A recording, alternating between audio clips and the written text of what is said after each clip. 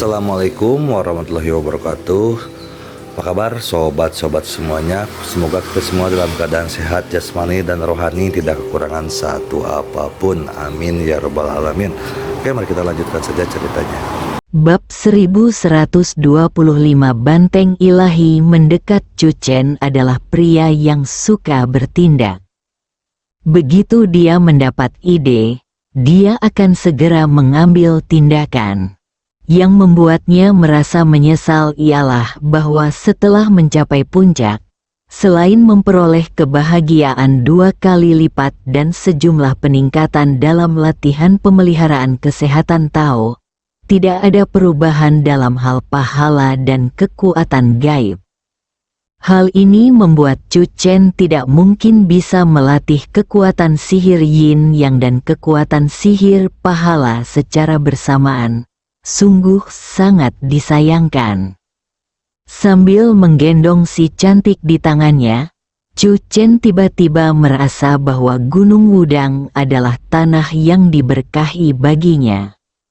Sebelum pergi ke Wudang, Chu Chen hanya menguasai keterampilan menaklukkan naga dan keterampilan mengendalikan pedang yang diajarkan oleh Liu Siwan. Namun, setelah pergi ke Wudang 2 kali, dia sebenarnya memperoleh 2 keterampilan. Kekuatan magis yin dan yang serta kekuatan magis jasa. Chu Chen bisa merasakan keunggulan kedua kekuatan ajaib ini. Manifestasi yang paling penting adalah bahwa kekuatan Chu Chen telah meningkat pesat dalam beberapa hari terakhir. Di era baru kebangkitan spiritual ini, tidak ada yang lebih penting daripada ini. Dalam pertempuran Wudang, Chu Chen awalnya ingin merasakan kekuatan sihir yin yang, tetapi tanpa diduga, seorang malaikat tiba-tiba muncul, terbangun, dan secara tidak sengaja memblokir sebagian besar serangan untuk Chu Chen. Pada akhirnya, Chu Chen memenangkan pertempuran tanpa harus bergabung dengan Song Yan untuk meluncurkan kekuatan magis yin yang. Song Yan lelah. Setelah Song Yan beristirahat, Chu Chen memahami situasi terkini semua pihak. Di luar negeri, aliansi baru itu tak terbendung, mengalahkan kekuatan Eropa dan Amerika, dan secara halus menunjukkan ketangguhannya di luar negeri. Akan tetapi, meskipun hadiah untuk pembunuh Tao Hua masih dipertahankan, tidak seorang pun menyebutkan aliansi baru tersebut. Selain itu, pasukan aliansi baru, termasuk 12 dewa utama, juga tampak sangat rendah hati dan jarang berbicara kepada media. Chu Chen juga mengamati secara kasar informasi yang ditemukan oleh Biro Operasi Khusus. Ada 12 dewa baru, baik wajah timur maupun barat, dan tidak ada yang istimewa tentang mereka dari foto dan nama. Banteng Dewa 5 Warna masih menyeberangi lautan, menuju ke timur, tetapi bergeraknya tidak terlalu cepat. Pilar cahaya misterius muncul di seluruh dunia, menjulang ke langit. Orang-orang berkumpul untuk menonton setiap hari. Tetapi tidak seorang pun dapat mengetahui rahasia pilar cahaya misterius tersebut. Selain itu, kekuatan misterius dari banyak negara telah memasuki laut. Tampaknya semakin banyak orang menyadari bahwa kunci perubahan di era baru terletak di laut. Selain beberapa perubahan yang disebabkan manusia, banyak hal tak terduga juga terjadi di alam bumi selama periode ini. Ada gunung suci yang dipenuhi awan sepanjang malam. Sebuah sungai besar berhenti mengalir dalam semalam. Ada monumen kuno yang berdiri tegak dalam semalam. Sebuah danau mengering dalam semalam. Sebuah gunung berapi meletus pada malam hari. Chu Chen secara kasar menelusuri informasi yang relevan. Saat melihat letusan gunung berapi, Chu Chen mengetahui tentang situasi di Tiongkok. Sebagian besar gunung berapi di China merupakan gunung berapi yang telah punah. Meskipun telah mengalami 2 kebangkitan spiritual, tingkat aktivitas vulkaniknya tidak tinggi. Menurut catatan internal Biro Operasi Khusus, yang paling aktif dan paling menimbulkan kebisingan akhir-akhir ini adalah kelompok gunung berapi longgang di Jiseng. Ada lebih dari 200 kawah, dan api menyembur keluar dari waktu ke waktu, sungguh menakutkan. Departemen terkait selalu memantau. Setelah mengamati secara kasar situasi keseluruhan, tatapan Chu Chen tertuju pada banteng Dewa 5 Warna. Chu Chen tidak tahu arus bawah apa yang sedang melonjak dalam kegelapan di Tiongkok saat ini. Tetapi ancaman terbesar di tempat terbuka pada akhirnya adalah banteng Dewa 5 Warna ini. Diduga sebagai alam tubuh emas, jika tujuan akhir dari banteng ilahi 5 warna ini adalah Cina, maka ia harus menghentikannya sebelum banteng itu mendarat. Menurut intelijen, banteng Dewa 5 Warna itu tidak sendirian. Banyak raja binatang laut telah berkumpul di sekitarnya, dan kekuatannya sangat besar. Chu Chen menghubungi Jiang Kufeng. Di lautan luas, Jiang Kufeng sedang melatih burung di sebuah pulau. Pada saat yang sama, ia sedang menonton siaran langsung di layar ponselnya. Judul ruang siaran langsungnya adalah Xiao Liu Jianxian bercerita tentang masa lalu. Tepat saat Jiang Kufeng menatap Liu Siwan yang sedang duduk di atas lonceng perunggu kuno dan berbicara dengan fasih dan penuh rasa iri, pesan Chu Chen datang. Masih tentang sapi suci 5 warna, Jiang Kufeng menjawab kepada Chu Chen bahwa tidak ada pertemuan langsung antara dirinya dan banteng ilahi 5 warna.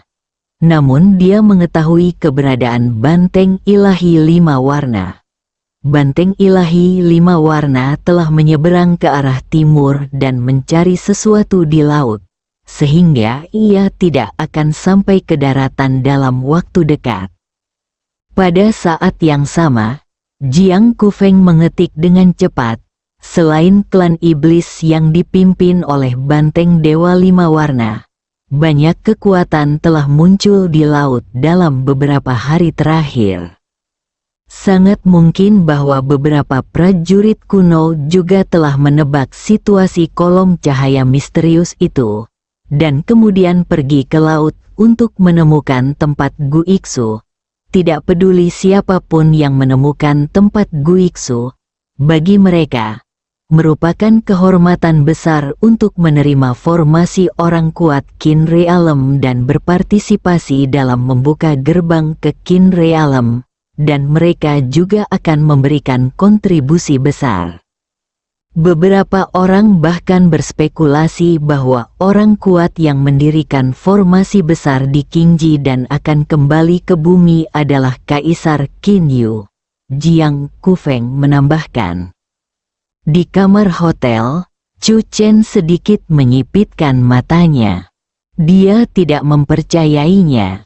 Jika itu adalah Kaisar Qin, dia mampu membuka gerbang menuju wilayah Qin 2000 tahun yang lalu.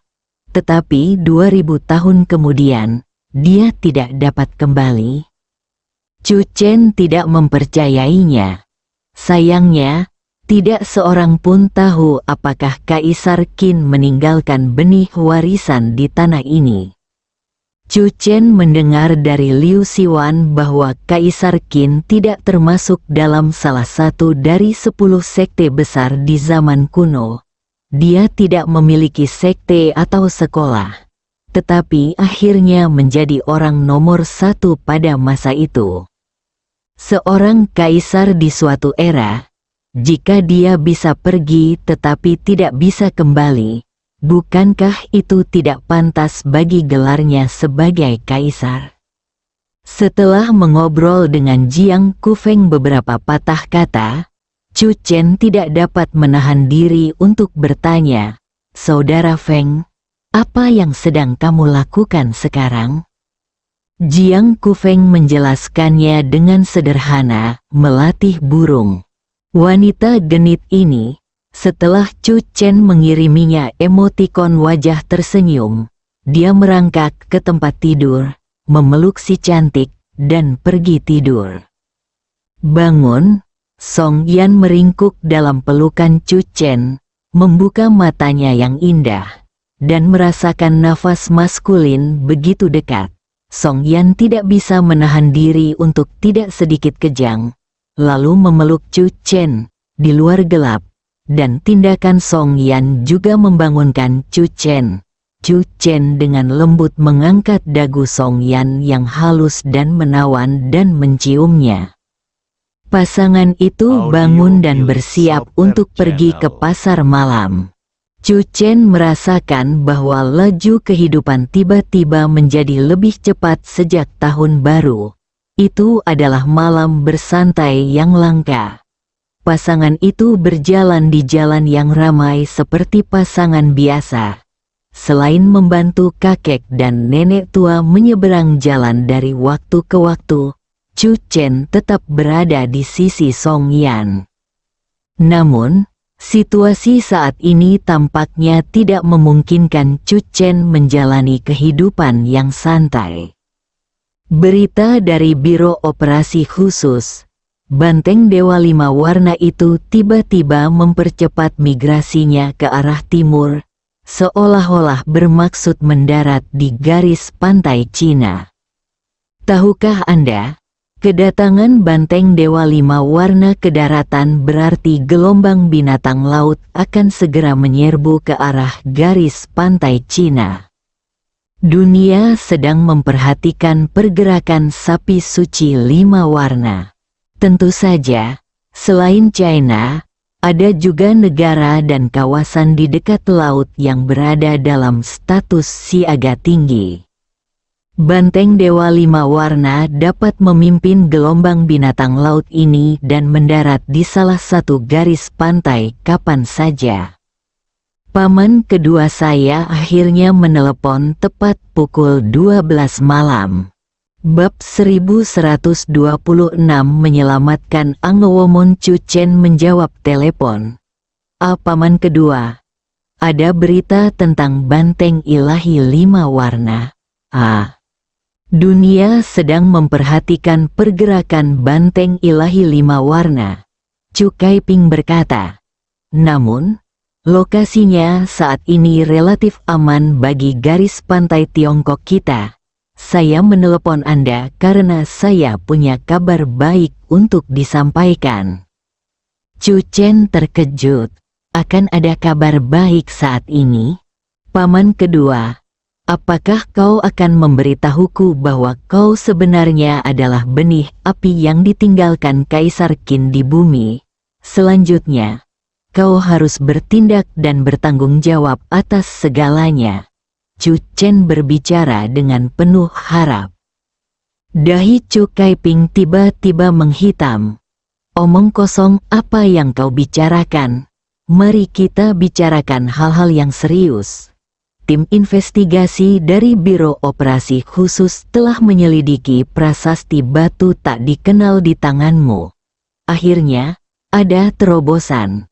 Untungnya, kau pergi ke Wudang 2 kali dan membawa kabar baik ini. Ngomong-ngomong, kau sebenarnya ditakdirkan untuk pergi ke Wudang. Pupil mata Chu Chen sedikit melebar. Paman kedua, jangan bilang kalau prasasti batu yang tidak diketahui asal-usulnya di tanganku ini berasal dari Gunung Wudang. Itu benar. Chu Kaiping tertawa. Bukankah kau selalu bertanya-tanya tentang asal-usul lempengan batu itu? Dan kau sangat yakin bahwa lempengan batu itu pasti sangat luar biasa.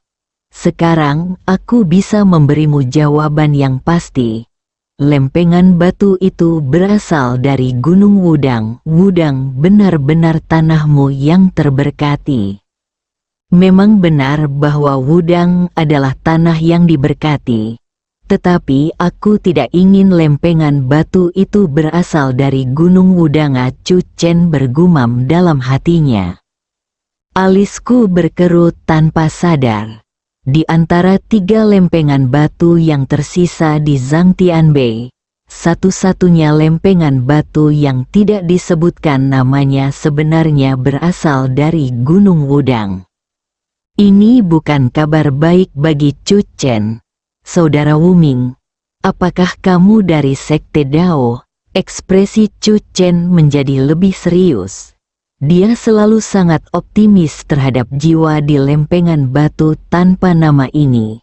Jika benar-benar dari Sekte Dao, Chu Chen dapat yakin bahwa kekuatan jiwa di lempengan batu ini pasti di atas Pukong.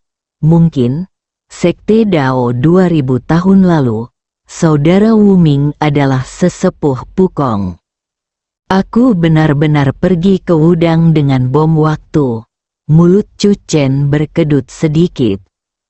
Untungnya, Angewomon lah yang terbangun dalam pertempuran di Gunung Wudang. Kalau saja itu Saudara Wuming, dia pasti sudah membunuhku. Melihat Chu Chen terdiam cukup lama, Chu Kaiping tidak dapat menahan diri untuk bertanya, "Apakah kamu terkejut? Apakah kamu terkejut?"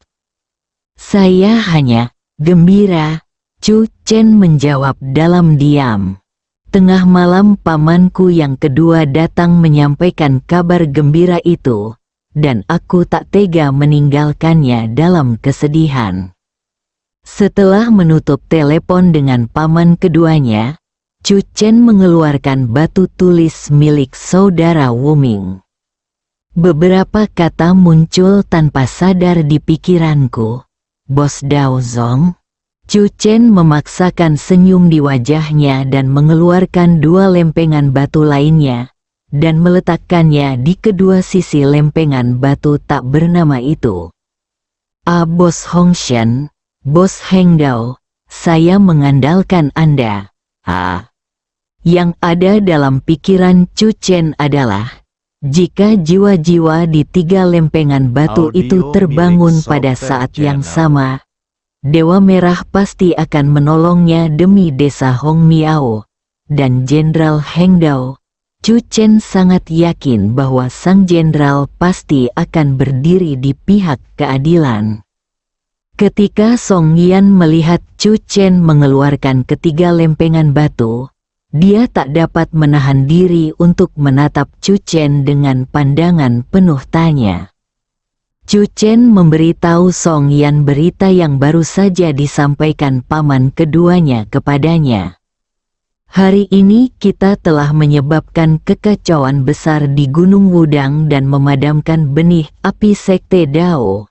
Begitu pemimpin Sekte Dao yang misterius ini terbangun di masa depan, dia pasti akan melawan kita sampai mati," kata Chu Chen. Song Yan tercengang. Bagaimana jika Song Yan menunjuk batu tulis Dewa Merah dan batu tulis Jenderal Besar Hengdao tidak bisa mengalahkan keduanya? Chu Chen memikirkannya. Lalu sehelai rambut kristal keluar dari cangkang Changtian dan dengan ringan jatuh ke lempengan batu tak bernama.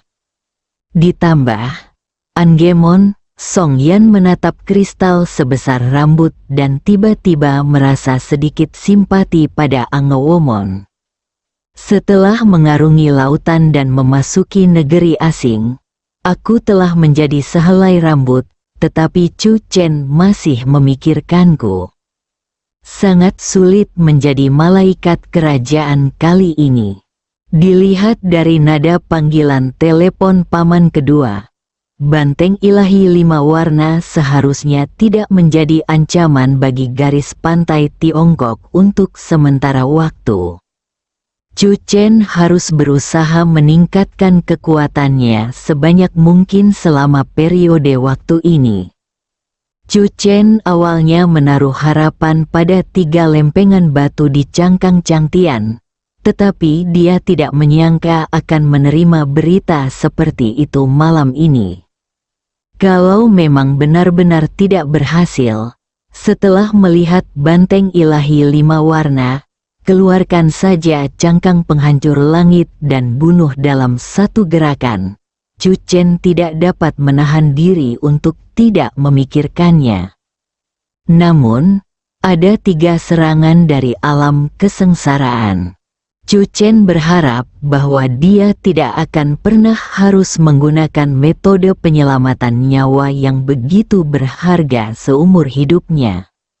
Ayo, istriku, latihlah sihir yin yangmu. Chu Chen dan Song Yan duduk bersila saling berhadapan. Dewi kecil itu berdiri di samping sambil mengepakkan sayapnya. Ketika dia melihat Chu Chen dan Song Yan hendak berlatih, dia berkicau 2 kali karena panik, lalu dengan cepat bergegas keluar jendela. Tak lama kemudian, seekor burung unik dan lucu dengan kepala tergantung terbalik menjulurkan kepalanya dari luar jendela. Chu Chen mengendalikan cahaya putih di tubuhnya, dan Song Yan mengendalikan cahaya hitam di tubuhnya. Tak lama kemudian, cahaya putih dan cahaya hitam menyatu di telapak tangan mereka. Di depan Chu Chen dan istrinya, cahaya putih dan cahaya hitam bercampur dan secara bertahap membentuk pola bagua yang misterius. Yin yang bagua berputar perlahan, memancarkan kekuatan yang sangat mengerikan, dan tampak mengalami perubahan terus-menerus saat berputar. Setengah jam berlalu, pola bagua tampak terus-menerus bercampur dan berputar. Tetapi dalam pikiran Chu Chen dan Song Yan, pola itu terus berubah, berevolusi setiap detik, menampilkan kekuatan magis. Pada saat ini, pola bagua yang berputar tampak seperti satu kesatuan, satu dunia, satu alam semesta. Setengah jam lagi berlalu, Dewi kecil itu akhirnya mengerti mengapa Chu Chen tidak mengangkat dan mengusirnya kali ini. Kali ini, Chu Chen dan istrinya lebih serius berlatih kekuatan magis yin yang daripada berlatih teknik pemeliharaan kesehatan Tao. Sang Dewi kecil terbang kembali dan mendarat dengan anggun di bahu Song Yan sambil menyisir bulunya. Tiba-tiba, Chu Chen mengulurkan tangan, mengangkatnya, dan melemparkannya keluar jendela. Pada saat yang sama, Chu Chen menggunakan seni telekinesis untuk menutup jendela, tirai, dan lampu sekaligus. Berkicau, berkicau, berkicau, berkicau, berkicau. Tak lama kemudian, suara cicip yang penuh kebencian dari luar jendela terdengar berirama. Suatu malam telah berlalu, hal pertama yang dilakukan Chu Chen saat bangun tidur adalah memeriksa cangkang Changtian.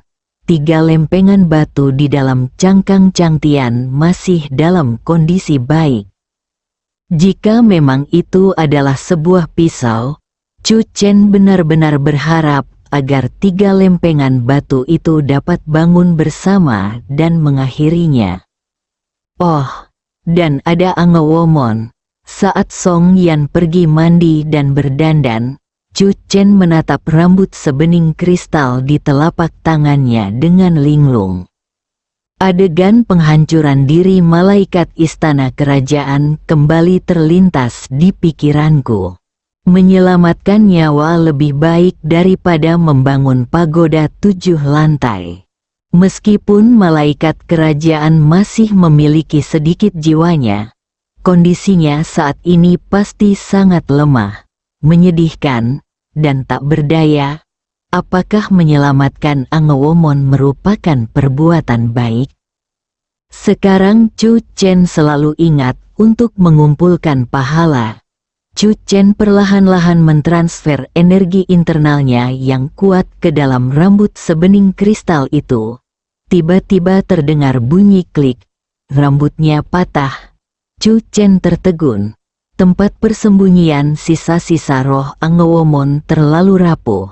Saya ingin menyelamatkan Angewomon. Tetapi sekarang tampaknya saya telah melakukan lebih banyak kejahatan daripada kebaikan dan membunuh Angewomon. Bersambung.